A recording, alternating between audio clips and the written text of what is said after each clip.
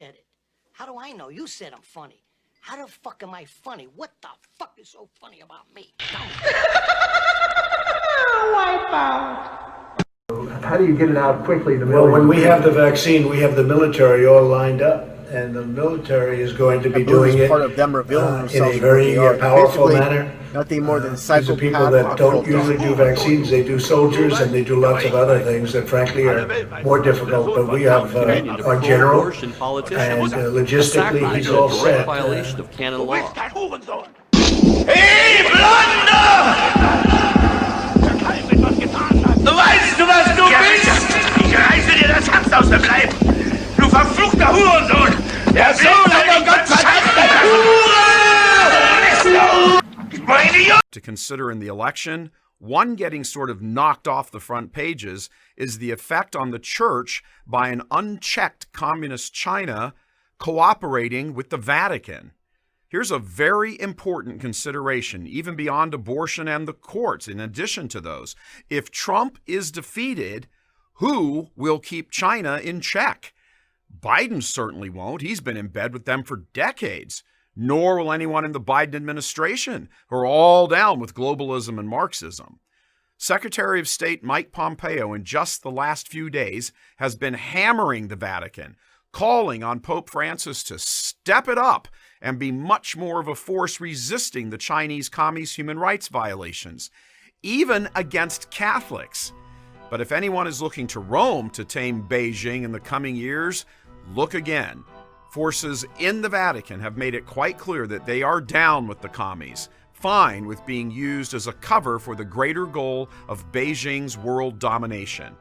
They have found in this papacy what would normally be a very strange ally, but given the extreme leftward tilt of Rome in favor of socialism, it actually makes sense. It's the most unlikely forging of relationships, but it is nevertheless close to being set in stone.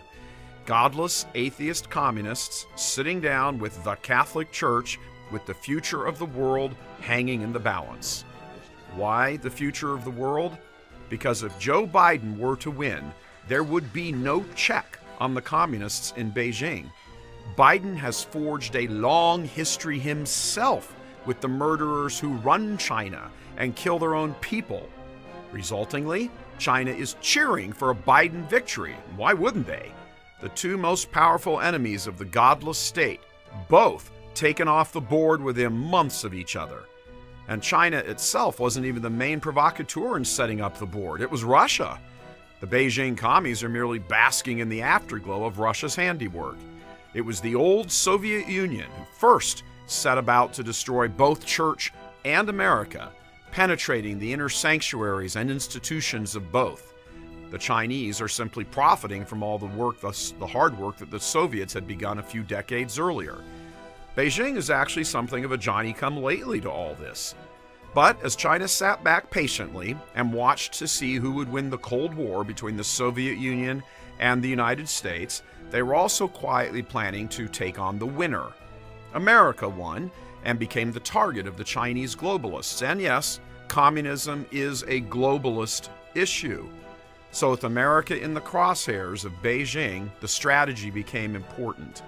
America could not be defeated militarily, at least not back then, so a plan unfolded to make nice with Americans, especially American companies and politicians who would work together to form policies favorable to all the parties concerned, economic policies. All parties, that is, except the American worker. He would be the one to get shafted in this deal.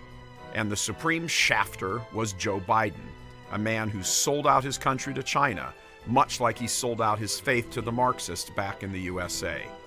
And he's Catholic. He's Catholic with a K, which puts a whole strange twist to the reality that China is also courting the church. And according to at least one leading Italian economist, paying Rome $2 billion a year every year since 2013 for the deal crafted by former homo predator Cardinal Theodore McCarrick. The range of this evil goes so far, it's dizzying. McCarrick even had a prominent role given him by Biden at the funeral mass of his son in 2015. Biden, China, Rome, McCarrick, all knotted together, one big giant ball of evil yarn. And behind them, the worldwide abortion lobby, the United Nations, George Soros, and every other evil-minded organization posing as good and humane. Think for a moment about Biden. He has sold out his faith for career advancement. He sold out the country for personal gain. Just ask his little boy Hunter. He sold out America to curry favor with large corporations offshoring American jobs by the millions. And he did all of this in conjunction with all of these other players, which now includes the Marxists in Rome, the presence of Pope Francis having given them permission to operate in the open. So they give China an air of respectability with the China-Vatican Accord from 2 years ago in exchange for huge secret annual payouts, hush money in essence.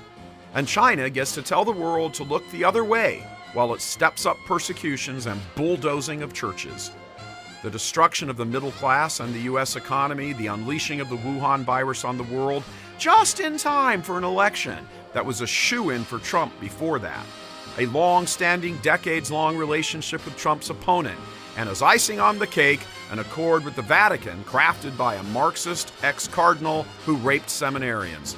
No one would believe this if it weren't so believable, because this is how Satan operates. Quietly, out of sight, stitching together all sorts of seemingly unrelated things, all of them moving together, which most people never think about or see, to one final dramatic exposing. And one of his favorite tools, weapons really, is politics. In the political world, he frequently finds his own children, willing to sell their souls to him. If anyone would have told you 10 years ago that 10 years from them, the only thing standing between a communist alliance involving the Vatican and a fake Catholic politician taking over the world would be a New York billionaire playboy who suddenly found religion and patriotism, you'd have died laughing at them. But that's where we are right now, here on the precipice of a world takeover by Marxist ideologues who will have nothing to stop them if Trump loses. If he wins, they will still press ahead because they will still hold almost all of the cards, the media, the schools, and many churchmen. The forces of anti-God have gathered, they have collectivized, and nothing is left except for them to win an election that they are prepared to cheat like mad to win. It's interesting that at the heart of the entire fiasco, we find Catholics connected to every last bit of this, every last line item.